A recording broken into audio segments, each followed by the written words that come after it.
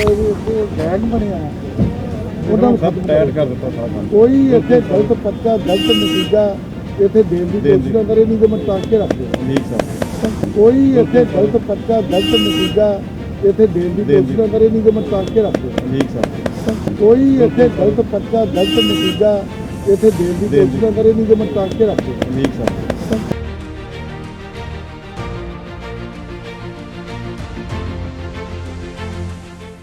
सेहत मंत्री ओम प्रकाश सोनी की ओर से सिविल सर्जन को सख्त निर्देश दिए गए हैं कि जो भी सिविल हॉस्पिटल में गलत काम हो रहा है, हाल ही में रिपोर्ट आई थी कि कुछ पर्चे वहां पर जाली बनाए जा रहे हैं, उन रिपोर्टों को खारिज कर दिया गया। हमारे साथ अमृतसर के civil surgeon doctor Charanjit Singh, doctor साहब उन्हें सोनी साहब ने आदेश दिते हैं, दोनों की क्या उन्होंने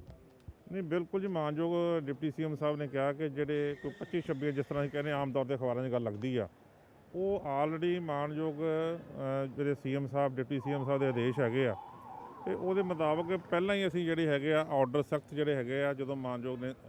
ਸਿਹਤ ਮੰਤਰੀ ਬਣੀ ਸਾਡੇ, ਉਦੋਂ ਦੇ ਹੁਕਮ ਜਾਰੀ ਕੀਤੇ ਗਏ ਹੈ ਕਿ ਕੋਈ ਵੀ ਨਜਾਇਜ਼ ਜਿਹੜੀ ਹੈਗੀ ਆ ਪਰਚਾ ਨਹੀਂ ਹੋਣਾ ਚਾਹੀਦਾ, ਤੇ ਉਹ ਸਾਰੇ ਐਸਐਮਓ ਨੂੰ ਹਦਾਇਤਾਂ ਜਾਰੀ ਕੀਤੀਆਂ ਗਈਆਂ ਕਿ ਜੇ ਕੱਲ੍ਹ ਨੂੰ ਕੋਈ ਇਸ ਤਰ੍ਹਾਂ ਦਾ ਕੇਸ ਪਾਇਆ ਜਾਂਦਾ ਤੇ ਉਹਦੇ ਜਿਹੜਾ ਕੋਈ ਡਾਕਟਰ ਇਹੋ ਜਿਹੀ ਗਲਤ ਕੰਮ ਕਰੇਗਾ ਉਹਦੇ ਖਿਲਾਫ ਜਿਹੜੀ ਹੈ ਉਹ ਕਾਰਵਾਈ ਕੀਤੀ ਜਾਏਗੀ। ਪਰ ਬਿਲਕੁਲ ਮੈਨੂੰ ਜੋ ਰਿਪੋਰਟਾਂ ਆ ਰਹੀਆਂ ਨੇ ਫੀਲਡ 'ਚੋਂ, ਬਿਲਕੁਲ ਕੋਈ ਇਸ ਤਰ੍ਹਾਂ ਦਾ 25-26 ਜਿਹਨੂੰ ਅਸੀਂ ਲੋਕ ਆਮ ਭਾਸ਼ਾ ਯੂਜ਼ ਕਰਦੇ ਆ, ਇਹੋ ਜਿਹਾ ਕੋਈ ਹੁਣ ਇਸ ਵੇਲੇ ਕੋਈ ਗਲਤ ਕੰਮ ਨਹੀਂ ਹੋ ਰਿਹਾ ਸਾਡੇ ਜ਼ਿਲ੍ਹੇ 'ਚ। ਸਰ ਉਹਨੇ ਡਾਕਟਰ ਰਾਜੂ ਚੌਹਾਨ ਨੇ ਐਸਐਮਓ ਉਹਨਾਂ ਦਾ ਕਹਿਣਾ ਸੀਗਾ ਵੀ 21 ਕੁਛ ਐਸੇ ਮਾਮਲੇ ਉਹਨਾਂ ਨੇ ਜਿਹੜੇ ਆ ਉਹ ਰੱਦ ਕੀਤੇ ਨੇ, ਇਹਦਾ ਮਤਲਬ ਕੁਛ ਨਾ ਕੁਛ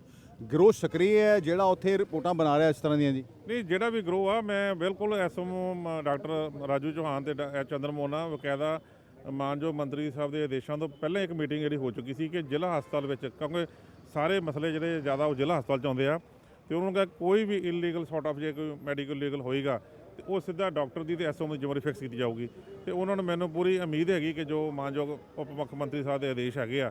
ਤੇ ਅਸੀਂ ਸਾਡੇ ਐਸਐਮਓ ਸਮਾਨ ਸਾਰੇ ਸੀਨੀਅਰ ਅਧਿਕਾਰੀ ਹੈਗੇ ਆ, ਤੇ ਉਹਨਾਂ ਦੀ ਹੁਕਮਾਂ ਦੀ ਜਿਹੜੀ ਪਾਲਣਾ ਉਹ ਪਹਿਲਾਂ ਵੀ ਹੋ ਰਹੀ ਆ, ਅੱਗੇ ਤੋਂ ਵੀ ਕੀਤੀ ਜਾਏਗੀ। ਮੇਰਾ ਸਵਾਲ ਹੈ ਜਿਹੜੇ ਪਰਚੇ ਰੱਦ ਕੀਤੇ ਗਏ ਅਕਸਰ ਤੇ ਉਹਨਾਂ ਦੀ ਰਿਪੋਰਟ ਚਲੀ ਜਾਣੀ ਸੀ ਨਾ ਜੀ, ਜੇ ਰੱਦ ਨਾ ਹੁੰਦੀ, ਜੇ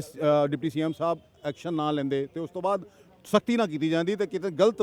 ਜਿਹੜੇ ਪਰਚੇ ਜਾਣੇ ਸੀ ਤੇ ਜਿਹੜੇ ਬੰਦੇ ਬੇਕਸੂਰ ਉਹਨਾਂ ਨੂੰ ਸਜ਼ਾ ਵੀ ਹੋ ਜਾਣੀ ਸੀ। ਨਹੀਂ, ਇਹ ਜਦੋਂ ਮਾਨਯੋਗ ਡਿਪਟੀ ਸੀਐਮ ਸਾਹਿਬ ਨੇ ਕਿਹਾ, ਉਸ ਤੋਂ ਪਹਿਲਾਂ ਆਲਰੇਡੀ ਜਦੋਂ ਡਾਕਟਰ ਸਾਹਿਬ ਨੇ ਰਾਜੂ ਚੌਹਾਨ ਨੇ ਜੁਆਇਨ ਕੀਤਾ,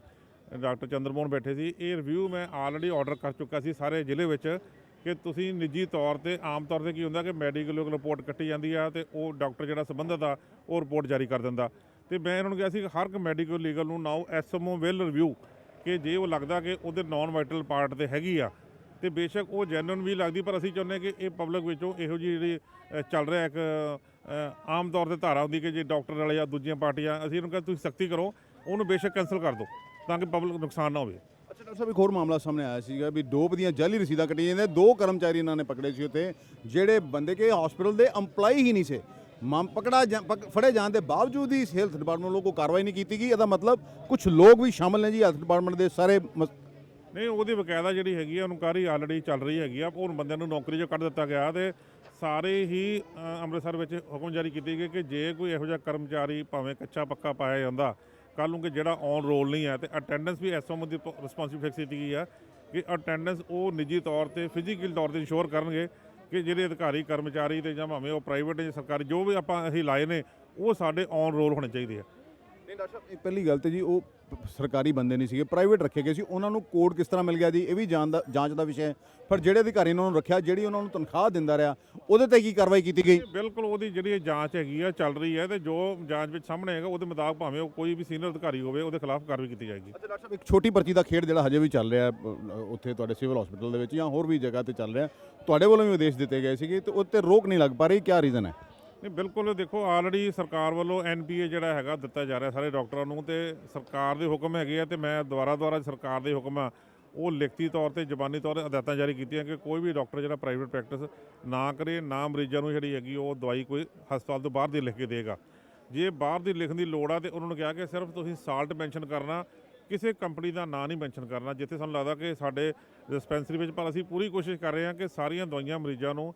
ਹਸਪਤਾਲ ਦੇ ਅੰਦਰੋਂ ਹੀ ਮਿਲਣ ਤੇ ਉਹਨਾਂ ਨੂੰ ਕਿਸੇ ਡਾਕਟਰ ਨੂੰ ਬਾਹਰ ਦੇ ਲਿਖਣ ਦੀ ਲੋੜ ਨਾ ਪਵੇ। ਅੱਛਾ, ਤਾਂ ਕੁਝ ਐਸੇ ਡਾਕਟਰ ਨੇ ਜੀ ਜਿਹੜੇ ਆਪਣੇ ਘਰੋਂ ਬੰਦਾ ਨਾਲ ਲੈ ਕੇ ਆਉਂਦੇ ਆ ਤੇ ਹਿਸਾਬ ਰੋਜ਼ ਦਾ ਰੋਜ਼ ਕਰਕੇ ਜਾਂਦੇ ਆ, ਤੇ ਤੁਸੀਂ ਵੀ ਦੇਖੋ ਗ੍ਰਾਸ ਰੂਟ ਲੈਵਲ ਤੋਂ ਡਾਕਟਰ ਸਾਹਿਬ, ਕਿਉਂਕਿ ਤੁਹਾਨੂੰ ਸਭ ਪਤਾ ਹੈ, ਤੁਸੀਂ ਇੱਥੋਂ ਤੱਕ ਆਏ ਹੋ ਤੁਸੀਂ ਸਿਵਲ ਹਸਪੀਟਲ ਵੀ ਕੰਮ ਕੀਤਾ ਡਿਫਰੈਂਟ ਪੋਸਟ ਤੇ ਕੰਮ ਕੀਤਾ ਇਹਨੂੰ ਰੋਕ ਸਕਤੀ ਨਾ ਰੋਕ ਲਗਾਉਣ ਵਾਸਤੇ ਕੀ ਉਪਰਾਲੇ ਕੀਤੇ ਜਾ ਰਹੇ ਹਨ ਨਹੀਂ ਬਿਲਕੁਲ ਜੀ, ਇਹਦੇ ਤੇ ਦੇਖੋ ਜ਼ੀਰੋ ਟੋਲਰੈਂਸ ਹੈਗਾ। ਜੋ ਮਾਨਯੋਗ ਉਪ ਮੁੱਖ ਮੰਤਰੀ ਦੇ ਸਾਹਿਬ ਦੇ ਸਾਡੇ ਹੁਕਮ ਹੈਗੇ ਆ, ਉਹਨਾਂ ਨੂੰ ਇਨ ਬਿਲ ਲਾਗੂ ਕੀਤਾ ਜਾਏਗਾ। ਕਿਸੇ ਵੀ ਬੰਦੇ ਨੂੰ ਉੱਥੇ ਜਿਹੜੀ ਹੈਗੀ ਆ ਮਰੀਜ਼ਾਂ ਦਾ ਸ਼ੋਸ਼ਣ ਕਰਨ ਦੀ आज्ञा नहीं दी जाएगी।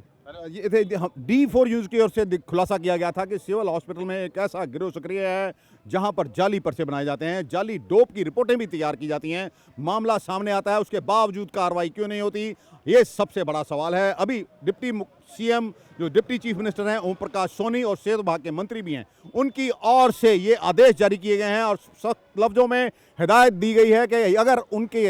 नज़र में कोई भी अधिकारी ऐसा पाया गया या कर्मचारी पाया गया जो कि गलत रिपोर्ट बनाता है तो उसके खिलाफ सख्त कार्रवाई की जाएगी। अभी हमने बात की है civil surgeon doctor Charanjit Singh के साथ, उन्होंने भी कहा है कि ऐसे जो लोग हैं जो सक्रिय हैं गिरोह, उन पर लगाम कसी जाएगी। अब तो ये आने वाला समय ही बताएगा कि क्यों ये गिरोह जो चल रहे हैं उन पर सख्ती से लगाम लग पाएगी या नहीं। अमृतसर से D4 न्यूज़ के लिए दीपक भंडारी की खास रिपोर्ट।